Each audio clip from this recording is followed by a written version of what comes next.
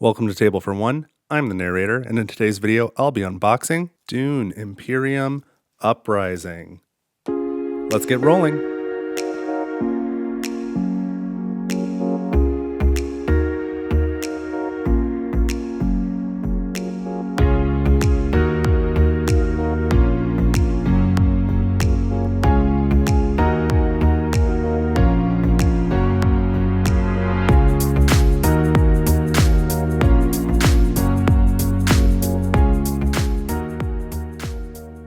Alright, so I am all set to unbox Dune Imperium Uprising. And so this, of course, is part of my Dune Imperium series, which is funded by the viewers of this channel. So thank you to all who contributed. And in this video, I'm not going to specifically be comparing Dune Imperium and Dune Imperium Uprising, or I'll do my best not to, because I'm going to make a whole video just dedicated to that. So in this one, I'm really just going to try and focus as much as I can. I'm going to try and stop myself.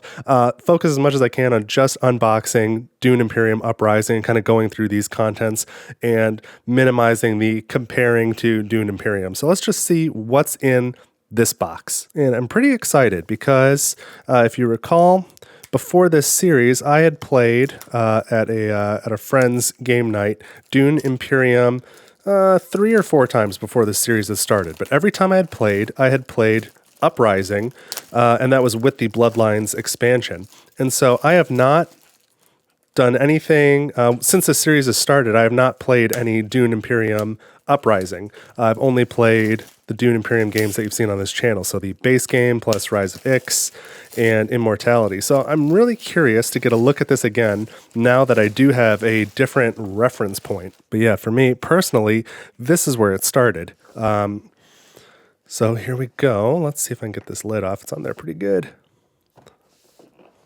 There we go. And regular cardboard in there.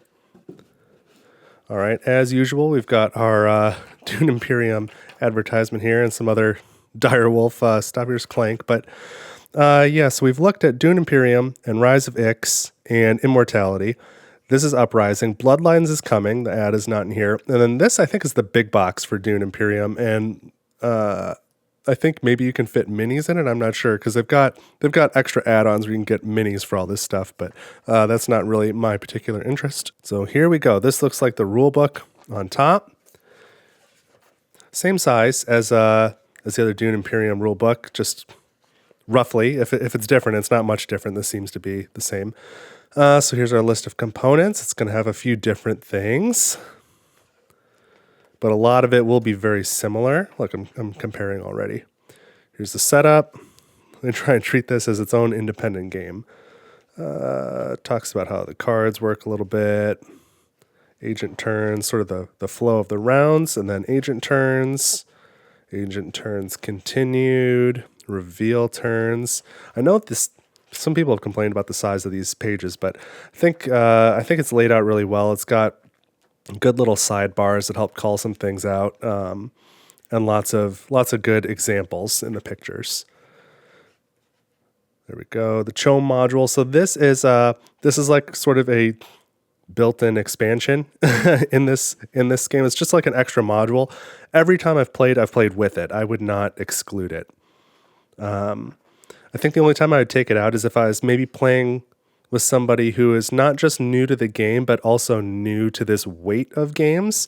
If somebody was sort of stepping up, maybe they've not played any medium to heavy games like this before, and then it's like one less thing to think about. But anybody with any sort of experience with games of similar weight, go ahead and include the module. You'll be fine. And then I really like this page here. I'll be going over this stuff in detail in another video, but combining Dune Imperium Uprising, this box here, with Rise of Ix, with Immortality, or with the base game of Dune Imperium. That's kind of interesting as well. So we'll take a look at that later. And then on the back, an icon guide, some specific terms. If you've played Dune Imperium, most of this will be familiar. There's a couple new things. So there's a rule book. It's about what I would expect after seeing the other rule books in this series. And then we've got, what is this, board space guide. This is a little bit thinner, where the other one's cardstock. I don't know, but this tells you what each of the board spaces does. It's a good reference. I don't really need it. After you play once or twice, you should be fine. but it's there. What else? Here is the booklet for solo play and 2-player games. So I wasn't quite sure. I didn't know what to expect because I've only played Uprising at 4 players. So it looks like we do have the House Hagal deck again, but then there's these 10 rival cards. So that is different. So this is going to play differently solo. Neat. I'm excited to learn that. And I'll do a rules refresher video on this whole solo mode. And then I will play it on the channel so you can see what that's like. What is this? Oh, this game is for 1 to 4 or 6 players. Doesn't play at 5, but you can play at 6 in a 3 versus 3 mode. So I think that's what this booklet is for. Which, if you've got 6 people who would be all like into it, that would be really cool. But everybody's kind of got to be on board and know how to play. All right, well, that's neat. Man, they put some time in that. That's an 8-pager. That's pretty detailed. That's a lot for just that. That's kind of a niche game mode as far as I'm concerned, but they put, a lot of effort into that clearly. So cool. Whoa. So we've got these. I wonder if these are for the alternate game mode because I don't remember seeing these. These like overlays for the Emperor and Fremen spaces. Interesting. All right, we'll set those aside. Come back to that. Although maybe, yeah, okay. 2 personal boards. That's what this is. I wonder. Oh, personal boards. I wonder if you're playing Emperor versus Fremen.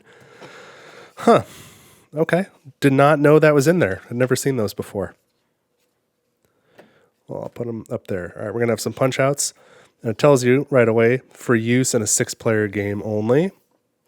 For use with Rise of Ix only. That's interesting. And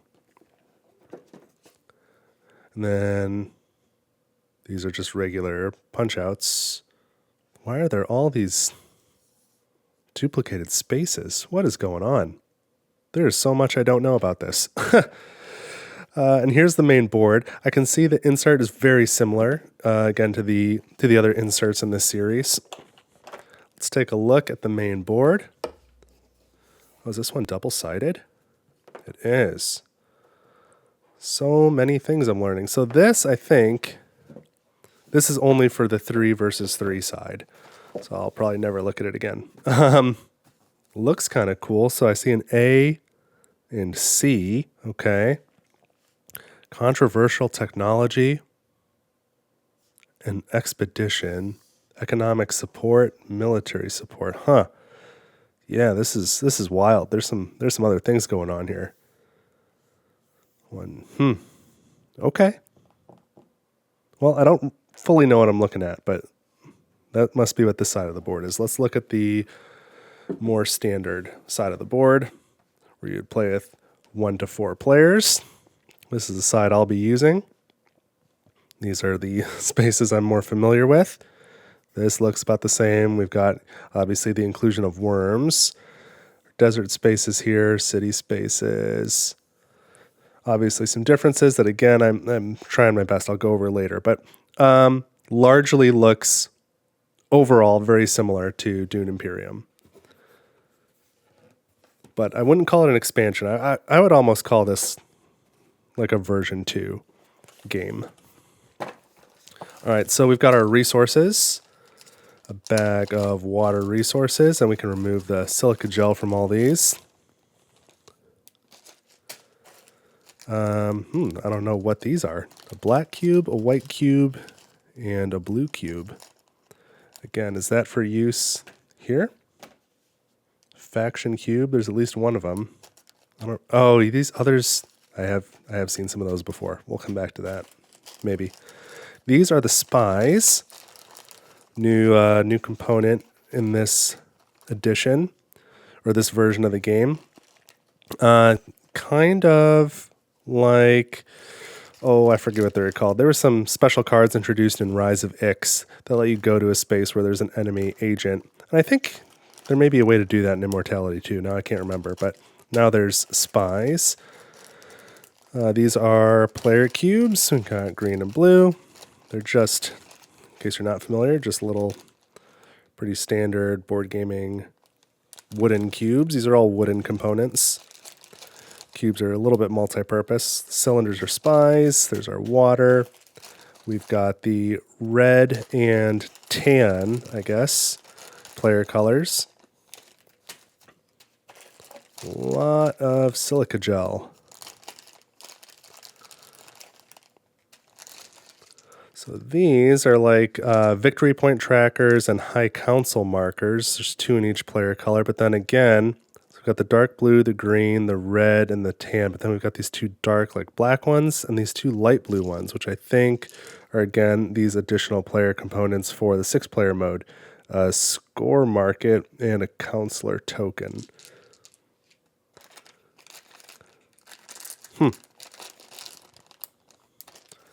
And next we have, let's take a look at these, our worms, our sandworms, which are pretty crucial to include in the Dune universe. So these are wooden. They stand up like that, but they don't look very good from this angle that way, but they stand just fine and go on the map. So there's 4 of these, not limited to 1 per player, but there's just 4 total. I don't know why I'm not bagging those. Let's see what else we've got. Some of our other resources. Here's our Solari. This is your space money. It seems like there's a lot more of these 5ers in this edition than there were in the others. 4, 5, 6, 7. Maybe 7 of the 5s. Here's just a big empty bag. We've got, importantly, ripped the bag, our spice. Good thing I got like 1,000 bags elsewhere. Yeah, a lot more of these 5. 1, 2, 3, 4, 5, 6, 7 5ers on there too.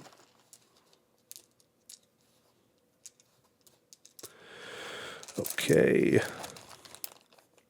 So the water, the spice, and the Solari. Those are the 3 main resources. Here are your agents.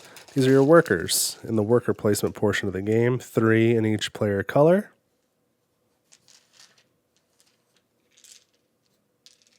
Which doesn't feel like very many workers. But you can actually get a lot done with those workers. What else do we have? Oh, what's this? Oh, okay. So here are the minis for the sandworms. So this is where they started releasing minis and wooded components for everything in the same box. So you can kind of pick which ones you want. So here's a comparison of the sandworm. It stands, of course, on its base. So we can put a couple like that and try and show these from different angles. It's sandworm. It's kind of what you'd expect, right? It's on the box. I'll probably use the wooden ones.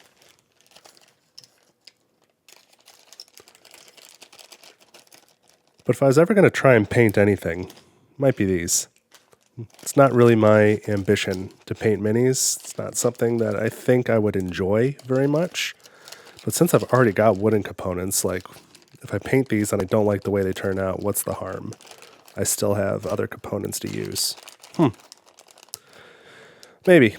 That's a decision for another time. Let's get into some of these other pieces. So I do want to call out here that this is banded with paper. I like that. I was talking to some folks about this recently because I see we've got single-use plastic over here, and that is just the worst. Single-use plastic's the worst.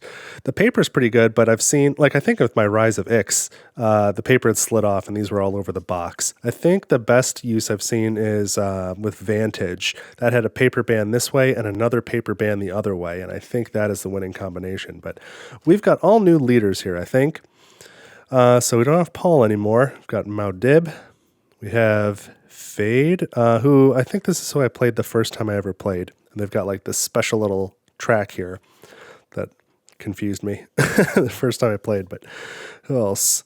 Lady Fenring. That sort of is familiar. I don't know who any of these people are. I'm going to pronounce them all wrong.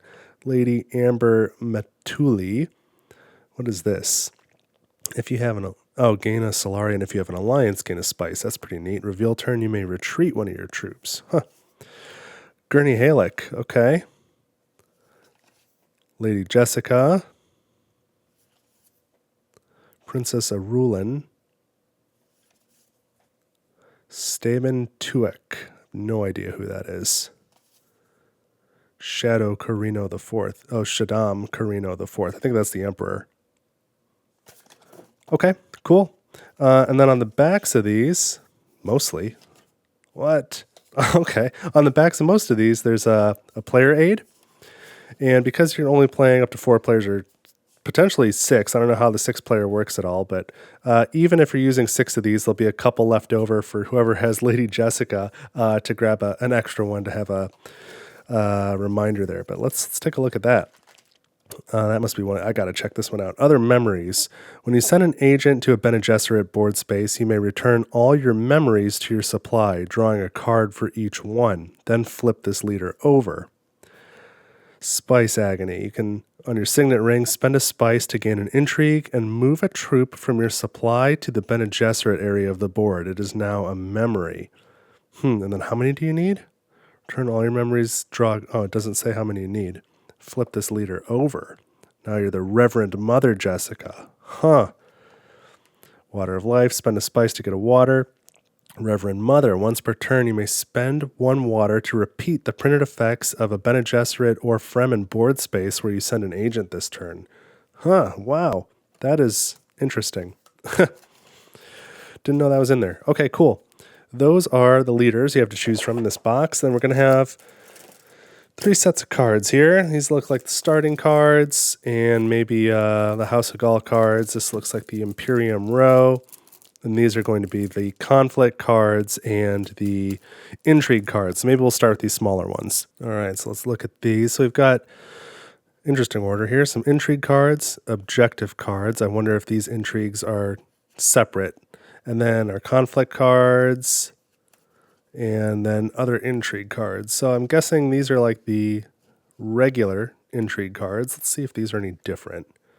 So we've got our objectives. And then, these are, okay, so these are all only included if you're playing with the Chome expansion, the Chome expansion, the Chome expansion. So I will just include these with all of my games. But if you are not playing with Chome, which is, again, is the thing I said, just always include it unless you're playing with somebody who's like new to this weight of games and it seems like a bit much, then you can take these 4 out. But they've all got this symbol here at the top, and you can see they interact with Chome in one way or another. Chome is contracts. So when these 2 cards talk about completed contracts or having more contracts, these are Chome. Okay, so I'm going to put all of those in with the rest of these. I believe there's like a greater mix in here of these ore type cards than we've seen in previous Dune Imperium games and expansions, which is cool. I like the additional flexibility of that. So, all right, these are intrigue cards. I'm about to drop them and make a big mess. Put those there. The objective cards go with these combat cards. There's a mechanism now. All these combat cards have a symbol on the top right here. It's going to be one of these 3, this ornithopter, this blade, or this desert mouse. And as you get pairs of them, they're worth points. So it changes the calculus of combat a little bit. I think a couple of them are wilds too. Yeah. There's a wild right there, question mark. And I think at the beginning of the game, everybody randomly gets one of these to use towards a pair. I didn't know they were called objective cards. I guess I've never looked at the back before, but all right. So those make sense to store those with the conflict cards, I think. I'll just put them as if there was like a conflict level 0. That's where I'm putting those. So we've got that. We've got our intrigue cards. Let's grab one of these stacks. Let's take this one here. So again, let's start by looking at the back here. We've got these rival cards, and then our House Hagal deck. And then these are Imperium-looking cards, but I think these are your starting cards for the players. 1, 2, 3, 4, 5, 6, 7, 8, 9, 10. Oh, no. I'm going to mix some other stuff in here. Just to confuse me. Convincing argument. What is going on? I thought these would just be starting cards, but maybe they are. Like, this is sort of the starting card symbol, but Oh, okay. I see what you're doing to me here. All right. Again, for the 6-player mode, because it seems that there's these two factions here that use this color and like a black. I think these are starting cards for one of those teams, and these are starting cards for the other team. That's the way it appears to me. Yeah, 2 sets, 10 starting card decks. 1, 2, 3, 4, 5, 6, 7, 8, 9, 10. 1, 2, 3, 4, 5, 6, 7, 8, 9, 10. That's what those are. 1, 2, 3, 4, 5, 6, 7, 8, 8. So the rest of these are probably in here. That's like a regular starting hand. Prepare the Way is part of Imperium Row. The Spice Must Flow is part of Imperium Row. And then these all have the Chome expansion symbol on them, so I think they just get shuffled in the normal Imperium deck. But these are the 2 cards that are just always on offer in Imperium Row. The Spice Must Flow, 9 persuasion for a victory point, and 1 spice on reveal turns, and then Prepare the Way, which costs 2 persuasion. It's Bene Gesserit attack. It sends you to either a Landsrad space or a city space, and if your Bene Gesserit influence is 2 or greater, then you can draw a card, and it's worth 2 persuasion. So these are just always on the offer. Let's check out this deck. All right, so it looks like these all have the Imperium back. So I think we've got like our regular Imperium cards here, and then where's the rest of the starting cards?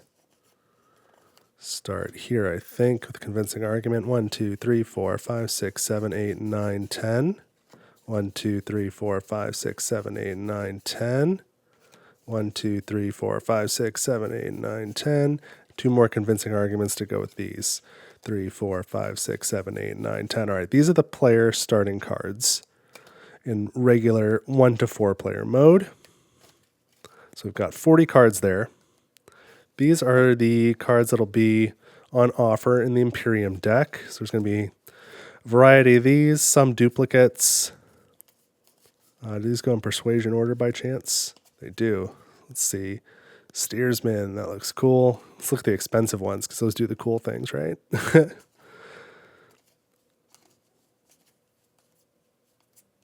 And not a lot that costs 6 and more for the size of this deck. Okay, cool. So I think these Chome cards, I'm always going to play at that expansion, so I'm just going to shuffle those into this deck. So these all get shuffled and they make like a market, and you can build your deck by gaining these cards and hopefully by eliminating some of your starting cards. House Hagal deck here.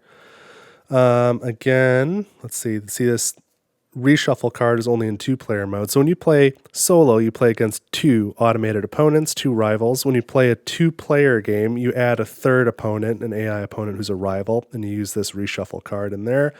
And if you play 3 or 4 players, then it's just human players. Let's see. Okay, and it looks like that is the only card that is marked for being distinctly for 1 or 2 player mode. So when I play solo, I'll remove the reshuffle card, but it looks like the rest of these stay. In my experience from the first Dune Imperium game, really, really like this solo system. I found it really simple to run. Didn't take hardly any time or brain power. That was really nice. This one looks more complicated, though, because it's got these rival cards now, and I don't know what they do. They do something. These might just be... So in the previous versions of the game, you play against some of these rivals, and some of them are compatible solo mode and some are not. But I guess these are the rivals now. So if you're playing against these people, rather than give them one of these leader cards, you give them one of these cards. Oh, and that's interesting. Look at the bottom. It seems like they prioritize different influence tracks. Oh, that's super cool. Okay, I like that. And then they've got a Signet Ring ability, some other ability here having to do with spies, it seems. Okay, that is new, but that is cool. Based off just what you saw there, that I don't really know anything about it, but it seems like it's going to be cool. So I'm going to put these cards here. I'll put these 2 decks together and then do that. And I think for now, I've got all these cards over here too. What are these again? Oh, these are for 6-player mode. I'm like not hardly ever going to use these. I don't know how I'm going to organize this. I really don't.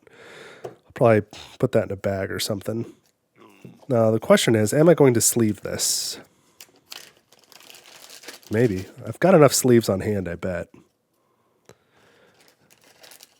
And there is some shuffling involved. I haven't been sleeving so far. I've never played it sleeved, but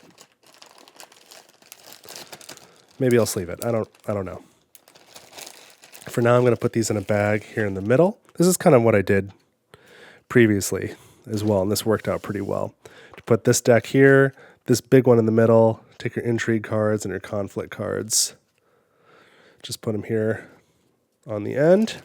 And then the decks don't intermingle with each other, and they more or less stay in place. And you can put resources on top of them to kind of keep them where they're supposed to be. I'll put those there. And then all the other components can go in this side. Except for these darn cards, which I guess for now I'll put here. Where will these fit? Too big for down there? Yes, too big. Okay, so just checking. Oh, and I haven't done any of my cardboard punching either. What in the world are these for? Oh. These are all the contracts. That makes a lot more sense. All I had to do is flip it over. I was like, why are there all these replacement pieces? Yeah, you can earn these contracts as you play. So, okay, let's punch some stuff out. This is our first player token. These are your makers. Here you go, these maker hooks. You have to have one in order to be able to gain worms. So each player can have a maximum of one. Here are the faction alliance tokens. There's a lot of other player components here. And then the six player Rise of Ix. Are these different? Yes. As you can see, these Chome contracts are all like brown colors, whereas these technologies from Rise of Ix they have got sort of this green color on it, so you can tell them apart. So, okay, I thought I was packing everything up, but I guess I'm going to do a quick little time lapse and punch all these out and organize it real quick. So give me a second and let me do that whole thing. Here we go.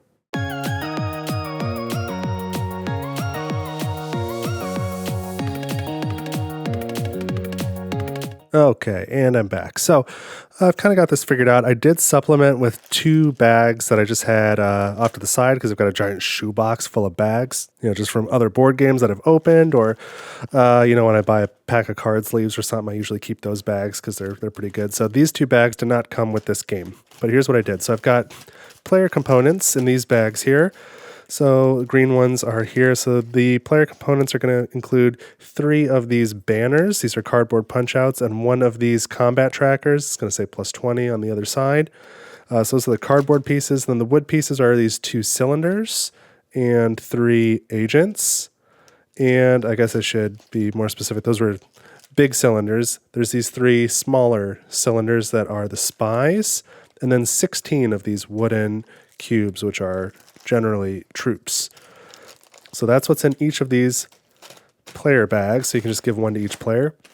This bag is full of the components that are for the 6-player mode. So everything on the cardboard punch-out board that said it was for 6-player mode, plus all of the black and light blue components, because that seems to be the colors for that mode. So I put all those in that bag. This little bag here, these are all of the Chome contracts that are for use with playing Rise of Ix. I'm keeping them separate because I don't think I'm going to keep Rise of Ix. I think that's going away as part of the giveaway, and I'm probably not going to rebuy it. But anyway, in the meantime, that is going to be off to the side. All the other Chome contracts are in this bag, just so I've got them handy. And then these are all the standard setup components. Maybe I should put the Chome contracts just in here since I'm always going to use them. But this is the stuff you're always going to need. First player marker and the 4 faction alliance tokens, 4 of these maker hooks, 4 worms, and then this 1 cube. You won't always need it, but at least one instance, like if you're playing as this leader, you use this as sort of a tracker, just to track what path space you're on. So somebody might need that, and there's not really a better place for it. And I don't think anybody else needs it. So anyway, I just included that with sort of the quote-unquote standard components. Maybe you need it, maybe you don't. but that will make setup a little bit easier just to have things organized in this way. So now, left these in the bag they came in. Let's just throw all this stuff in here. All right, and now what do we got to do? Let's put the board on top, like so, and we need our rule books. I guess I'll put these there. I don't know. They don't quite they don't quite want to fit nicely within this, smaller square where the game board sits. Oh, that's going to annoy me. Okay, well, that's good enough. We'll put them there.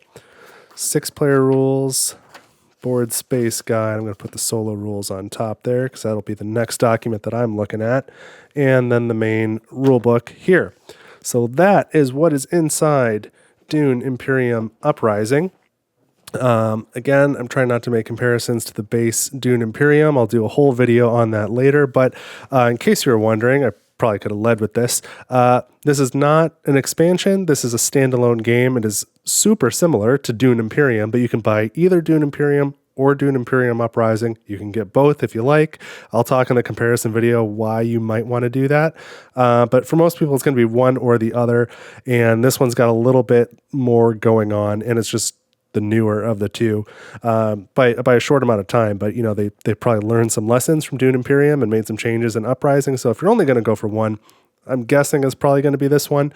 But again, that might not be for everyone. Anyway, this is a standalone game. It is not an expansion, and that is what is in the box. So if you had any questions about what's inside Dune Imperium Uprising, what's contained in here that I didn't really cover enough, let me know in the comments. I'd be happy to answer questions. I guess since this is a recent comment I got, I didn't show the back of the box. Let me show the back of the box for anybody who might want to see that. So I'll just leave that here for a second. But yeah, I'm excited to play this. So coming up on this channel, some videos that I have not filmed yet, but I'll definitely make, are a rules refresher for Dune Imperium Uprising, which is really going to focus mostly on the solo mode. And I'm not going to teach the entire game.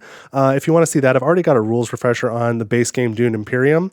So I'll talk about what's different in this one, and then specifically I'm going to focus on the solo mode. That's really what I want my rules refresher to be. And then I'll do a comparison video just by itself, as I mentioned. So I'll compare Dune Imperium to Dune Imperium Uprising, what's the same, what's different, and why you might prefer one over the other. And in that video, I'll be talking about compatibility with the existing expansions as well. So how they compare with Rise of Ix, or how they can pair up with Rise of Ix and Immortality. I won't talk about Bloodlines in that video. I'll talk about how Bloodlines syncs up with everything else when I get to Bloodlines. But then I will also do a solo playthrough of Dune Imperium Uprising, so you can expect that on this channel. And then, yeah, Bloodline stuff will be coming a few weeks after that. I'm aiming for before the end of this year. So when I get to Bloodlines, I'll unbox that. I'll do a rules refresher. I'll talk about how it integrates with both Dune Imperium and with Dune Imperium Uprising. And then I'll do a solo playthrough of Dune Imperium Uprising with Bloodlines. And once that's done, that'll kind of be the conclusion of this Dune Imperium series.